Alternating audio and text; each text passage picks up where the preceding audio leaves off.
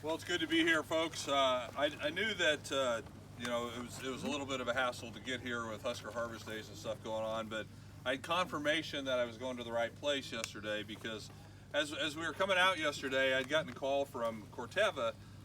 They're doing some research on winter peas, trying to figure out how that works into their growing platforms, and so they were in Iowa, and I said, well, hey, I'm coming right down Interstate 80. I can drop, there's only 4 bags of seed. I said, I can drop this off if somebody meet me on Interstate 80. Oh yeah, that'll work great.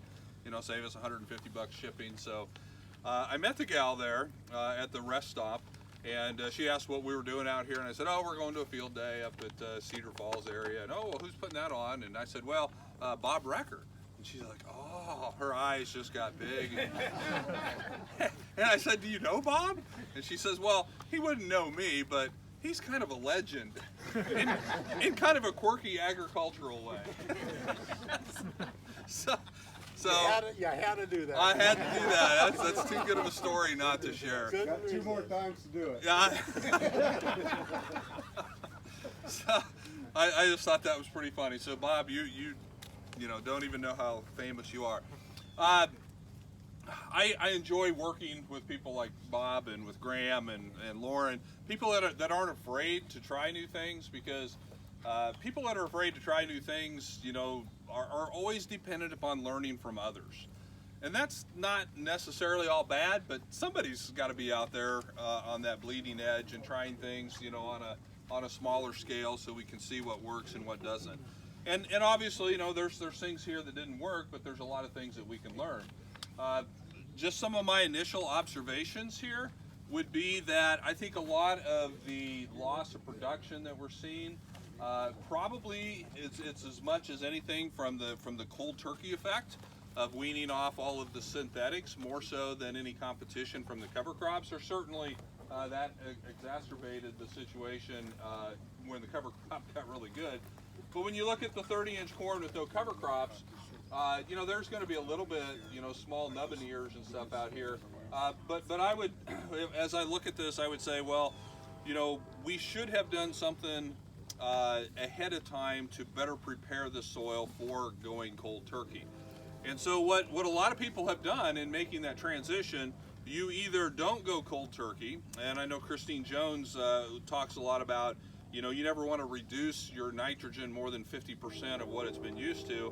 But if you cut it 50% this year and then 50% next year, and you can kind of wean yourself off that eventually. But going cold turkey like this, we're kind of seeing some of those effects here of the soil just not being able to respond, because number one, there was not enough biology in the soil in order to produce the nutrients or cycle the nutrients back into this crop.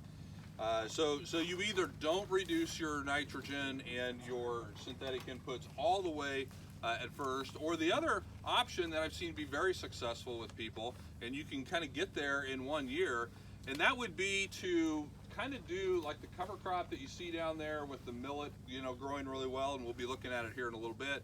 You could do a full season cover crop like that. You could actually do 2 cover crops. You could have planted one in the spring and then one kind of the middle of the summer, and then do a managed grazing with livestock on that, and that will give an incredible amount of nutrients produced, as well as the boost to the biology of the soil to really jumpstart the system and get it going. So had Graham had his sheep earlier, maybe we could have done that. Now you'd have needed more than 3 ewes, we'd have needed maybe 300 here, but and I'm not saying that's what we should have done here. I'm just saying in a different applications, that is some of the ways that people are doing this transition. You either wean yourself off a little more slowly so that you don't take these kind of yield hits on scale, or if you've got access to livestock, you take your income for the first year, sometimes 2 in some cases. I've seen people do 2 years. You take your income through the livestock grazing to get that soil built up to the point where now you can start growing respectable and profitable crops with no or very low synthetic input. So that's just a couple of observations off the bat of what we're seeing here. And I'm like Bob said, it's really good that you did the 30-inch with no cover crops, because this tells us the combination of the lack of nutrients, and then of course the big factor being just lack of rainfall at critical times has definitely shown up in a lot of these. So, but there's still some very interesting things to see here. For no herbicides, it's pretty darn clean. There's not a lot of weeds out here. That's really impressive, and especially as you get into the cover crops. There's a few out there, but in the wider rows where the cover crop is really flourishing, hardly any weeds out there at all, which just goes to show you that you know, a diverse cover crop mix is really good at suppressing and holding back other weeds, because it's giving the soil what the soil needs. You know, we've got grasses out there, we've got broadleaves, there's cool seasons, there's warm seasons. It's just got a lot of diversity, which is what the soil is wanting, and so there's no need for weeds to come. Plus we're keeping the soil covered, and the sunlight is not getting down. One of the reasons that there's probably not a lot of weeds out here is there's not any nitrogen out here either. And one of the biggest things that makes weeds grow is synthetic nitrogen. The nitrates, most weeds are just really dependent upon that. And when you can take that synthetic nitrate away, you have a lot less weeds. But we need to be able to do that in a way to where we're not hurting our other crop as well. So that's one of the reasons that I think that it's relatively clean, even though it's not, you know, a super thick canopy. It's just that a lot of those that nitrogen input has been taken away. So Keith has to leave this afternoon, so now this is my time to have a Q&A with him. If I were standing here as a commercial grower, I'd say, well, yeah, the reason there's no weeds there is he didn't have a weed bank, because he'd been keeping ahead of the weeds for years and years with chemicals. So what we've done this year is we took away the chemical tool. Are we building a weed bank now by the fact that we've got no herbicides? I guarantee you there's plenty of weed bank there, even after years and years of chemical farming. There's enough weeds here to grow the next 30 years without you adding anything to it. Really? Oh yeah, because I mean, you know, we think that we're halfway decent farmers, but do you have any type of, you know, blank skip with your planter or a mess up with your sprayer, you'll have weeds out the wazoo. So I have no doubt that there's plenty of a weed bank here. Now, with, you know, and there's some weeds that will produce seeds. One of the big advantages of no-till, and especially no-till in conjunction with a biological system, is the majority of those weed seeds, if you leave them on top of the ground, they will either rot and decompose, or they'll get eaten by insects. And the more insects that you start to see, and that'll be a compounding and cascading effect of how many insects you see out there. You wouldn't believe the number of crickets that you will find in a really good, healthy no-till system. And Jack, I'm sure you've seen that in yours. Crickets eat an incredible amount of seed. And that's a good thing and a bad thing, because it's a good thing if they're eating Palmer amaranth or water hemp seed.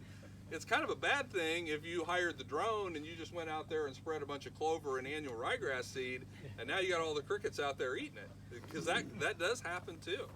And in fact, what we've seen in a lot of interseeding situations is that the better the soils are, the healthier and the more biological active they are, the less success we see with a broadcast interseeding situation. That's where it's important to get that seed in the ground, which is what you guys did here. You got the seed in the ground, which is very important. Otherwise, you'll get it to germinate, but you'll start losing a lot of it as those insects find it and start mowing and clipping some of that stuff off. So again, just a few observations there, but yeah, I'm 100% confident there's a weed bank out here. Okay, so and then news for me was the idea that the nitrogen, I'm sure Michael Luber's told me this many times, but now I'm getting it in front of a crowd. The nitrogen out here enables the weeds. Oh yeah. And not nitrogen. So I was about to ask you, in the interest of integrity in the experiment, should we go back to chemical farming of this little strip? And I think you're going to say that might be problematic.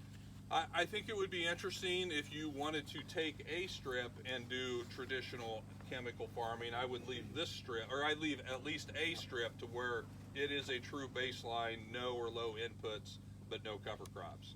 So I think you could add in the other traditional one, but I would not get rid of this one. Okay, Hillary's got the checkbook. It's only a few it's not a big deal. But yeah, that would be another comparison, and then you could run economics and different things on that too. But yeah, so weeds really respond to that nitrate in the soil. and not nearly as well to more organic sources of nitrogen that would come from nodulation from legumes and cycling of organic matter and things like that. So speaking to your economics, did you guys run projections on what break even is? So, I mean, 80 bushel might actually break even on that. You know what I mean? Because you have no inputs. Yeah. The question was, are we tracking economics? Do we have a model? One of the obligations of the grant that we got is we will report out on the economics.